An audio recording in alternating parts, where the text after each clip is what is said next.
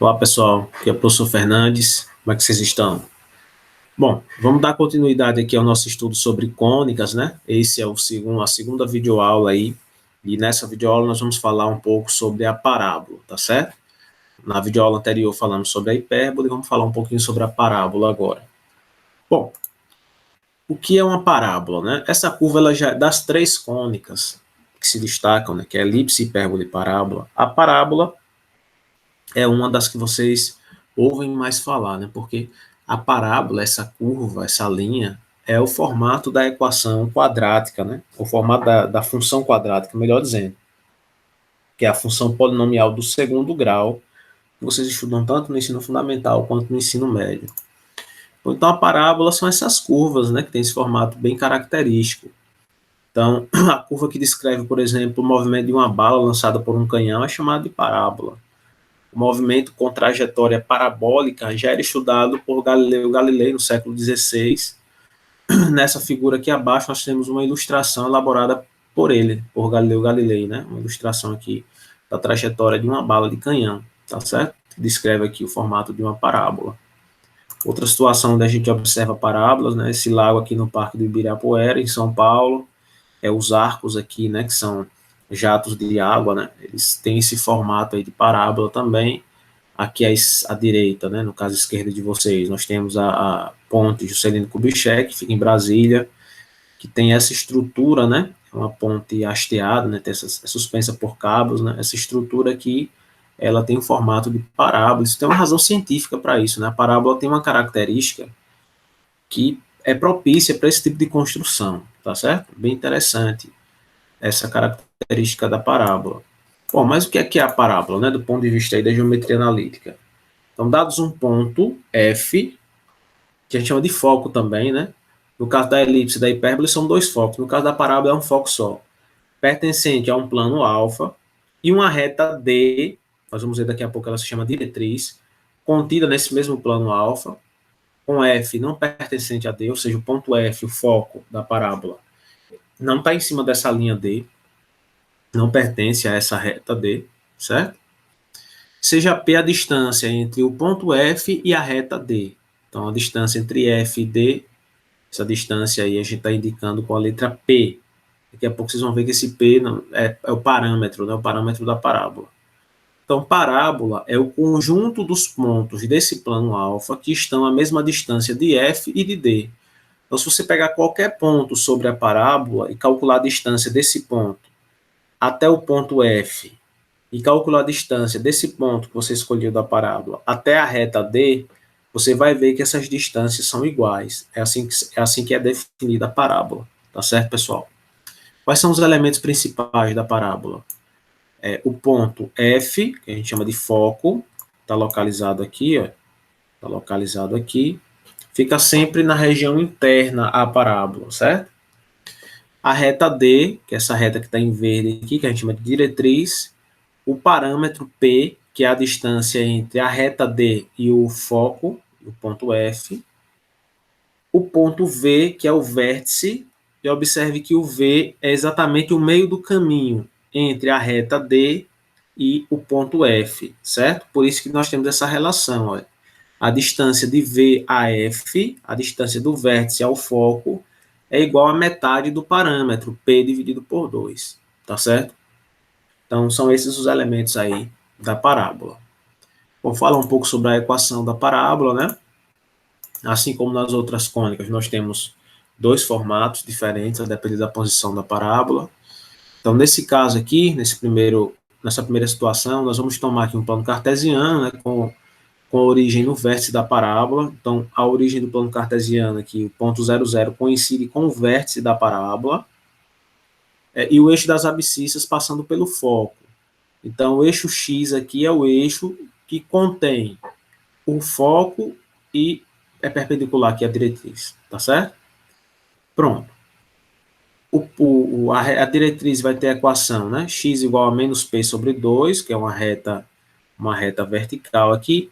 Nessas condições, a equação reduzida da parábola, ela vai ser dada, tem a dedução aqui, pessoal, depois vocês podem olhar com mais cuidado, mas a equação vai ser dada por essa forma aqui, ó, y ao quadrado igual a 2 vezes P, que é o parâmetro da parábola, vezes X. Esse é o formato da equação da parábola, ou seja, a variável que aparece ao quadrado é o Y. Então, esse é o formato toda vez que a parábola estiver assim, deitada, certo? Ou seja, a reta que contém o foco e o vértice é o eixo X, tá certo? Então, a equação ela vai ter esse aspecto aqui. A variável que vai ficar ao quadrado é o Y, tá certo? Bom, a segunda forma que pode aparecer a equação da parábola é essa aqui, ó. X ao quadrado igual a 2 vezes P vezes Y, que é o formato quando você tem a parábola em pé, assim, com a concavidade voltada para cima ou para baixo, certo? No outro formato, a concavidade da parábola, que é a abertura dela, né, está voltada para a direita ou para a esquerda, né? Nesse caso aqui, a concavidade está para cima ou para baixo, tá certo, pessoal? Nesse caso, a reta que contém o foco e o vértice é o eixo Y, tá certo? Pronto. Vamos ver um exemplo aqui. Nesse caso, nós temos uma parábola com parâmetro 3, né, P igual a 3, o vértice V está na origem e o foco F está no eixo X, né? Nós temos desse lado aqui y ao quadrado igual a 6 vezes x, se f está à direita de v, ou seja, se o foco está à direita do vértice, você tem aqui na equação que essa parte que está, esse membro direito da equação fica positivo, ou y ao quadrado igual a menos 6x, se f está à esquerda de v, ou seja, se o foco está à esquerda do vértice. Então, muda o sinal, certo? Então, fica atento a esse detalhe. Quando nós temos a parábola nesse formato aqui, pessoal, se a concavidade da parábola estiver voltada para a direita, concavidade é a abertura dela. Se ela tiver com a abertura voltada para a direita, na equação você vai ter o membro direito da equação positivo. Se a concavidade estiver voltada para a esquerda, estiver ao contrário do que está aqui, o membro direito da equação fica negativo, certo? E quando você tem a parábola nesse formato aqui, com a concavidade voltada para cima ou para baixo, né? Se ela estiver voltada para cima, na equação, o membro direito fica positivo. Se ela tiver com a concavidade voltada para baixo, na equação, o membro direito aqui fica negativo, certo? Bom, o último caso que pode ocorrer é quando o vértice não coincide com a origem, né? O que é que vai mudar? Basicamente o mesmo que aconteceu com as outras cônicas, né? Você vai inserir aqui na equação as coordenadas do vértice, do novo vértice, né? No caso da elipse e da hipérbole, as coordenadas do centro, né? No caso da parábola, as coordenadas do vértice.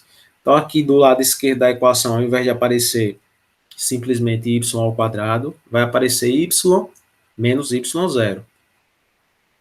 E aqui do lado direito, ao invés de aparecer 2 vezes p vezes x, vai aparecer 2 vezes p vezes x menos x0. x0 e y0 são as coordenadas do vértice dessa parábola, certo? São as coordenadas desse ponto aqui, que é o vértice da parábola. A equação vai ter esse formato, né?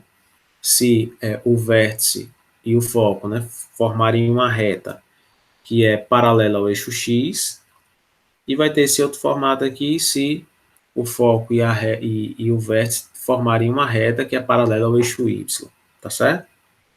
Então, é assim que funciona aí a equação da parábola. Beleza, pessoal? Então, o estudo de parábola é basicamente esse. O que a gente tem mais é resolução de exercício, né? Problemas.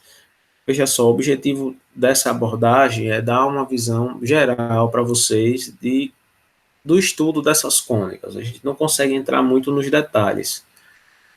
Então, podem aparecer questões aí em concurso, no vestibular, no Enem.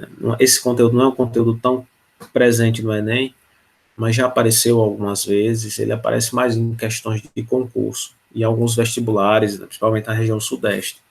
Certo, pessoal? Então, tem uma diversidade grande de questões que envolvem cônicas. A minha ideia é que o objetivo dessas aulas é dar uma visão geral para vocês desse conteúdo. Quem for seguir na área de ciências exatas, certamente vai se deparar com esse assunto na disciplina Vetores e Geometria Analítica. E aí, pelo menos uma base do que elas são, né? Quem são elas, como é que é a equação, vocês já vão ter, tá certo, pessoal? Então é isso aí. Qualquer dificuldade é só entrar em contato interessante tentar resolver algum exercício, né? No livro de vocês tem uma diversidade grande de exercícios. E é isso aí. Beleza, pessoal. Até a próxima.